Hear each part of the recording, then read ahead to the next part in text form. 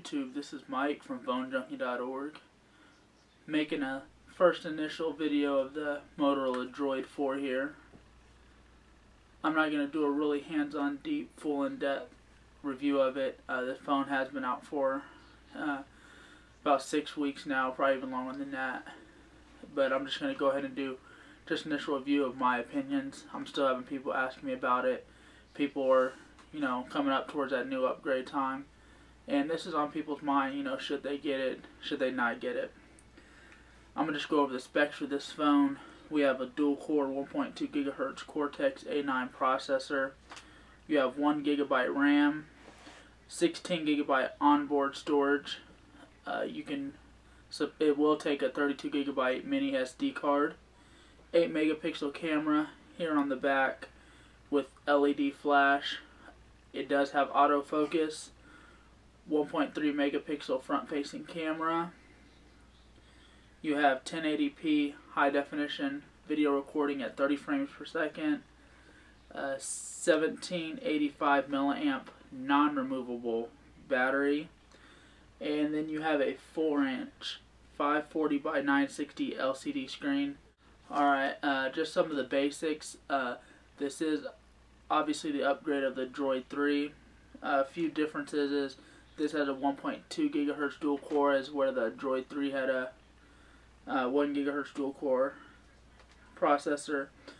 Battery's a little bit bigger, 1785 milliamps on the Droid 4, whereas the Droid 3 had a 1540 milliamps battery. The Droid 4 is a 4G LTE device. The Droid 3 is 3G. This has 1024 megabytes RAM. Droid 3 512 megabytes RAM. But I'm going to go ahead and do a little hands-on, show you the little features about it, and we'll go from there. Alright, we're ready for the little hands-on demo here.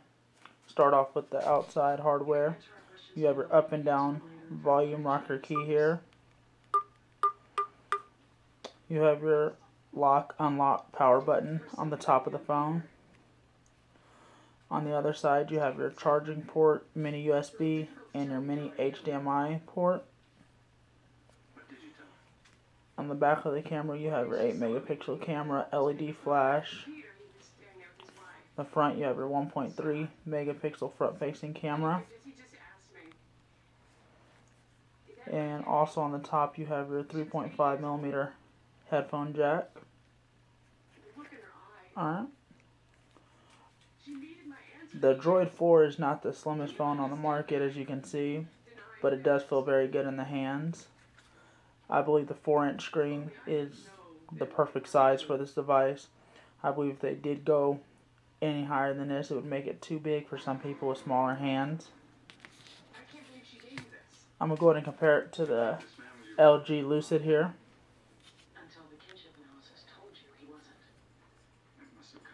So as you can see, it's somewhat bigger there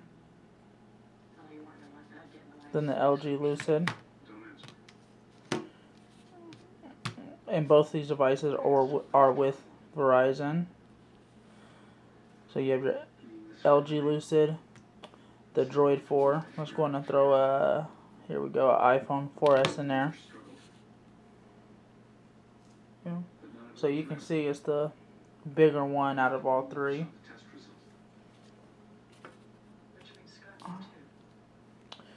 Alright, I'm going to go ahead and start off by the biggest, the greatest thing about this phone. A lot of people look at it for is the keyboard. Now the keyboard slides in and out very well. It doesn't have that slippery in and out feel that some QWERTY keyboards do have. This one does not. The keys are all flush with the phone, but it also makes typing a little difficult when you go too fast. Maybe if the button stuck out a little bit more towards the middle. They have a little ridge up on them, but if it just a little bit more, it would have been a little bit better. But for the most part, it's a real solid feel.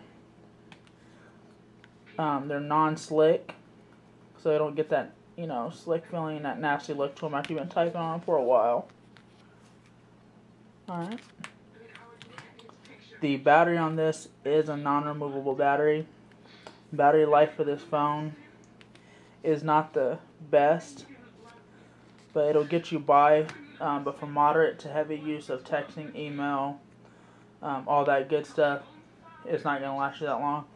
Also, the way you're seeing the screen right now, this is with the display brightness all the way up.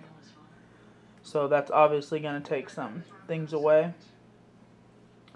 Alright, now before I get to the display and all that, let's go to talk about software. It's running Gingerbread with a Motorola overlay. Widgets. One thing I like about this is the widgets are a little bit more customizable.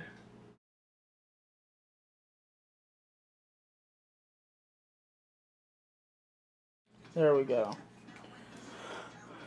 But usually you can move it around, resize it how you want. And that's one thing I do like about this, is that if some of the widgets to you are just too small or too big. Yes, so you can customize the widgets to the way you want them. Sometimes the size is just too big or just too small. You want to make it bigger or smaller. So that's totally up to you.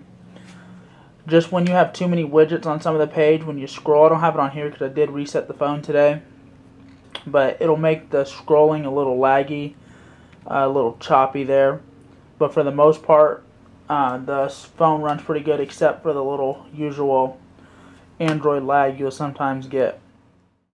Alright, next thing I want to talk about the display.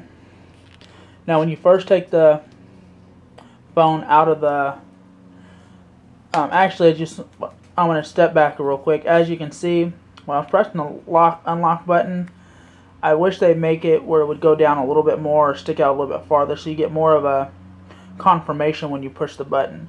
Because it's so hard to tell whether the button was pushed or not, so you double tap it sometimes. But alright, the display, when you receive it, first thing out of the box, you turn the phone on, it comes with a different display in the back with this. And my opinion was that was a horrible thing they did with that. I mean, it just looks really pixelated, really faded, really choppy. It's just a horrible look when it first comes out of the phone. When it first comes out of the box. So the thing I had to do for this video was to give it the benefit of the doubt. I changed the background. I made the brightness all the way up, and this is how to go to turn auto brightness off, and that way you can actually see it here. So the display is not the best. If you read a lot of the reviews on this phone, or if you just read people's comments that own this phone, that's some of their biggest complaints are the display. So if you are definitely looking into getting this phone, please take that into the best consideration. Now the camera, I'll touch real quick. The camera is 8 megapixel, has autofocus, but with the 8 megapixel lens, I expected a little bit better quality out of this. Now when you're taking up close pictures, it works very well. Probably can't really see it that good on there.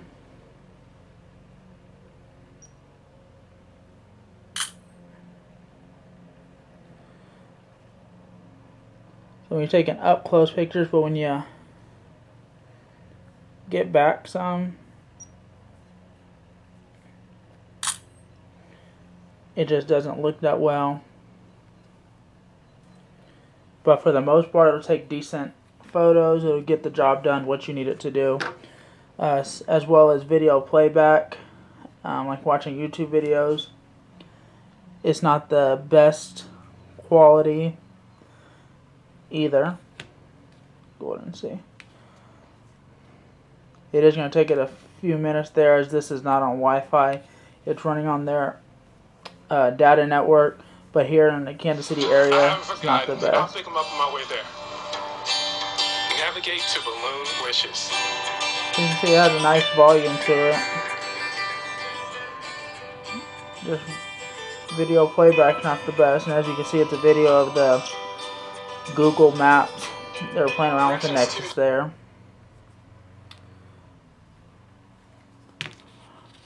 Alright. And basically, just to conclude everything up, if you're a person that absolutely needs this QWERTY keyboard, that absolutely, needs that feel of this, then, definitely this is the phone for you. Little demonstration there.